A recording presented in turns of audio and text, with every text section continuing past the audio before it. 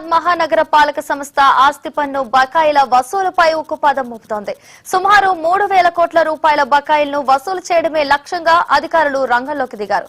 ముఖ్యంగా ప్రభుత్వ శాఖల నుంచి రావాల్సిన నిధులు భారీగా పేరుకుపోయిన నేపథ్యంలో జీహెచ్ఎంసీ ఉన్న 4,780 కోట్ల రూపాయల అప్పులను రాష్ట్ర ప్రభుత్వం టేక్ ఓవర్ చేయాలని నిర్ణయించడం పెద్ద ఊరటగా మారింది.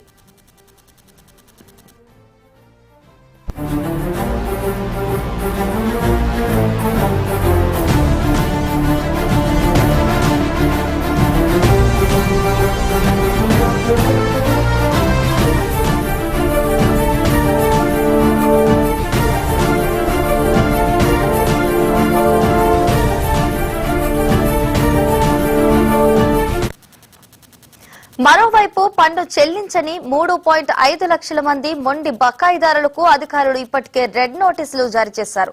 ఈ నెల 31 లోపు వన్ టైం సెటిల్మెంట్ ద్వారా బకాయిలు చెల్లించాలని, లేని పక్షంలో రెవెన్యూ రికవరీ యాక్ట్ కింద కఠిన చర్యలు తీసుకుంటామని హెచ్చరించారు. బల్దియా ప్రకటించిన టాప్ డిఫాల్టర్ల జాబితాలో హైదరాబాద్ అస్బెస్టాస్ సిమెంట్, సందేశ ఎస్టేట్స్, శ్రీలక్ష్మి గాయత్రి హోటల్స్ వంటి ప్రముఖ సంస్థలు ఉండటం గమనార్హం.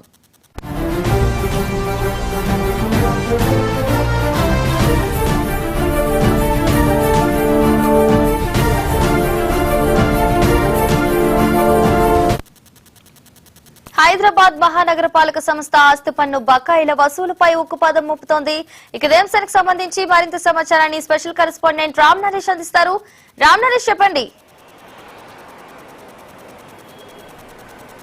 వల్లి, ప్రధానంగా చూసుకుంటే ఏదైతే జీహెచ్ఎంసీకి సంబంధించి ఆస్తి పన్ను బకాయిలు భారీగా పెరిగిపోయాయి. ఈ నేపథ్యంలోనే వాటన్నిటిని కూడా మార్చి 31లోగా వసూలు చేయాలని చెప్పి ఒక టార్గెట్ పెట్టున్నారు. ప్రస్తుతం ఇది అయితే ఫైనాన్షియల్ ఇయర్ ఉందో ఈ ఫైనాన్షియల్ ఇయర్లో మాత్రం దాదాపు 3,000 కోట్ల రూపాయలు ఆస్తి పన్ను బకాయిలు వసూలు చేయాలని చెప్పేసి జీహెచ్ఎంసీ టార్గెట్ పెట్టుకుంది. మొత్తం చూసుకుంటే అంటే జీహెచ్ఎంసీకి సంబంధించిన ఆస్తి పన్నుల బకాయిలు చూసుకుంటే మొండి బకాయిలు ఏళ్ల తరబడి పెరిగిపోతున్న పరిస్థితి ఉంది. ఈ నేపథ్యంలోనే దాదాపు 10,000 కోట్ల రూపాయలకు సంబంధించిన ఆస్తి పన్ను బకాయిలు ఉన్నట్లుగా జీహెచ్ఎంసీ అధికారులు గుర్తించారు. దీంట్లో 4,500 కోట్ల వరకు ప్రభుత్వ భవనాలకు సంబంధించిన ఆస్తులు ఉన్నట్లు తెలుస్తుంది. అయితే దీనికి సంబంధించి ఏదైతే ప్రభుత్వ భవనాలకు సంబంధించిన ఆస్తి పన్ను బకాయిలున్నో వీటన్నిటిని కూడా ప్రభుత్వం టేక్ ఓవర్ చేయాలని చెప్పేసి నిర్ణయించింది. దాదాపు 4,780 కోట్లను ప్రభుత్వం టేక్ ఓవర్ చేసి ఆ బకాయిలన్నింటిని కూడా ప్రభుత్వం చెల్లించాలని చెప్పి నిర్ణయించింది. ఆ పన్నులన్నీ కూడా ప్రభుత్వం చెల్లిస్తే జిహెచ్ఎంసీకి ఉపశమనం లభించే అవకాశాలు అయితే ఉన్నాయని చెప్పుకోవచ్చు. మరోవైపు ఏదైతే పబ్లిక్ దగ్గర నుంచి కానీ అదేవిధంగా ప్రైవేటు ప్రాపర్టీస్ దగ్గర నుంచి భారీ ఎత్తున బకాయిలు పెరిగిపోయాయి.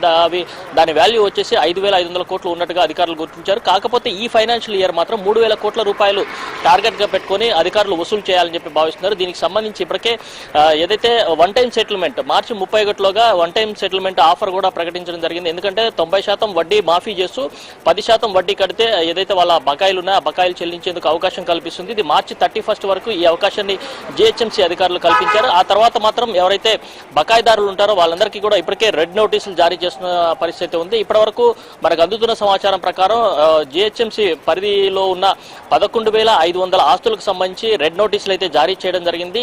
మనకు అందుతున్న సమాచారం ప్రకారం 3,50,000 మందికి ఇప్పటికే అధికారులు నోటీసులు ఇచ్చారు. వాళ్ళలో కొంతమంది సెటిల్మెంట్ కూడా చేసుకున్న పరిస్థితి ఉంది.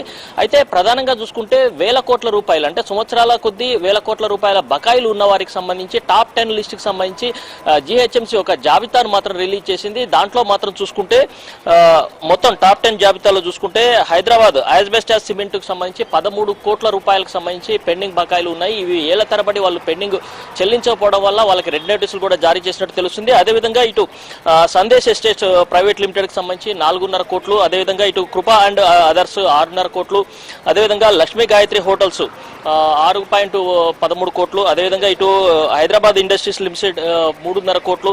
ఇట్లా ప్రతి ఒక్క కంపెనీలు అంటే హైదరాబాద్ కు సంబంధించిన పెద్ద పెద్ద కంపెనీలన్నీ కూడా ఆస్తి పన్ను బకాయిలు సకాలంలో చెల్లించకపోవడం వల్ల పెండింగ్ పెరిగిపోయిన పరిస్థితి. ఈ నేపథ్యంలోనే జీహెచ్ఎంసీ అభివృద్ధి పనులు చేయడంలో చాలా ఆటంకాలు ఏర్పడుతున్న పరిస్థితి ఉంది. అదేవిధంగా ఉద్యోగులకు జీతాలు చెల్లించడానికి కూడా ఇబ్బంది పడుతున్న పరిస్థితి కనిపిస్తుంది. ఈ నేపథ్యంలోనే ఎట్టి పరిస్థితుల్లోనూ ఈసారి గత ఏడాది ఏదైతే ఫైనాన్షియల్ ఇయర్ ఉందో ఆ ఫైనాన్షియల్ ఇయర్ లో 2,000 కోట్ల రూపాయలకు సంబంధించి ఆస్తి పన్నులు వసూలు చేసిన పరిస్థితి ఉంది. కాబట్టి ఇప్పుడు 3 కార్పొరేషన్లు చేసిన నేపథ్యం, అదేవిధంగా ఓఆర్ఆర్ పరిధి వరకు విస్తరించిన నేపథ్యంలో 3,000 కోట్ల రూపాయల ఆస్తి పన్నులు బకాయిలు వసూలు చేయాలని చెప్పేసి జిహెచ్ఎంసీ టార్గెట్ గా పెట్టుకుంది. ఈ నేపథ్యంలోనే కింది స్థాయి ఏదైతే ట్యాక్స్ వసూలు చేసే కింది స్థాయి అధికారులు వాళ్ళందరికీ కూడా ఒత్తిడి తీసుకువచ్చి ఎప్పటికప్పుడు ఆ పన్ను వసూలుకు సంబంధించి ఎవరెవరు బకాయిలు ఉన్నారో వాళ్ళకి సంబంధించి నోటీసులు ఇచ్చేసి అవసరమైతే మొండి బకాయిలు చెల్లించిన వాళ్ళు ఎవరైతే ఉన్నారో వాళ్ళకి రెవెన్యూ రికవరీ యాక్ట్ 269 అమలు చేస్తూ కూడా వాళ్ళ ఆస్తులు కూడా జప్తు చేయాలని చెప్పేసి జిహెచ్ఎంసీ అయితే భావిస్తుంది. ఈ నేపథ్యంలోనే రెడ్ నోటీసులు కూడా జారీ చేసిన పరిస్థితి అయితే ఉంది. ఎందుకంటే మార్చి 31లోపు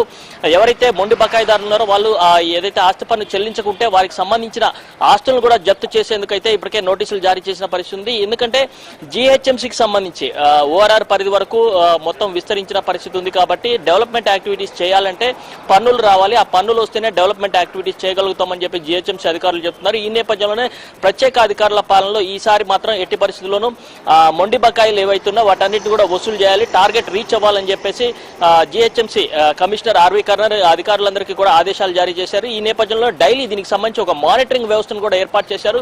ఏ అధికారులు అంటే ఏ జోన్ పరిధిలో ఎంత పెండింగ్ ఉంది, దానికి సంబంధించి అధికారులు వాళ్ళ దగ్గరికి వెళ్ళి వసూలు చేస్తున్నారా లేదా అనేది కూడా అంతా కూడా మానిటరింగ్ చేస్తున్న పరిస్థితి. అయితే పెద్ద కంపెనీలకు సంబంధించి ఏదైతే బకాయిలు ఎక్కువగా ఉన్నా వాటికి సంబంధించి ఇప్పటికే నోటీసులు చేశారు. ఒకవేళ ఆ నోటీసులు స్పందించుకుంటే ఆస్తులు కూడా జప్తు చేస్తామంటూ కూడా వాళ్ళకి నోటీసులు జారీ చేసిన పరిస్థితి ఉంది. ఎందుకంటే మార్చి 31 అంటే దాదాపు ఇంకొక 21 రోజులు ఉన్నాయి. ఈ 21 రోజుల్లో అనుకున్న టార్గెట్ రీచ్ అవ్వాలని చెప్పేసి అధికారులు భావిస్తున్నారు. ఎందుకంటే ఇప్పటికే 2,000 కోట్లకు పైగా ఇప్పటికే ఆస్తి పన్ను బకాయిలు వసూలు చేశారు. మిగతా 1,000 కోట్ల రూపాయలకు సంబంధించి బకాయిలు వసూలు చేయాలి. అదేవిధంగా మొండి బకాయిలకు సంబంధించి పెద్ద ఎత్తున పెరిగిపోయాయి కాబట్టి వాటిని కూడా వసూలు చేసేందుకు జిహెచ్ఎంసీ అధికారులు విశ్వ ప్రయత్నాలు అయితే చేస్తున్నారు.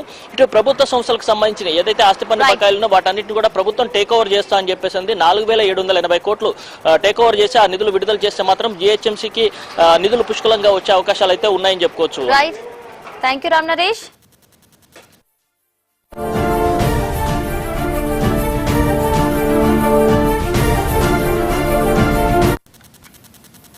టీడీపీ నాయకులు ధూళిపల్ల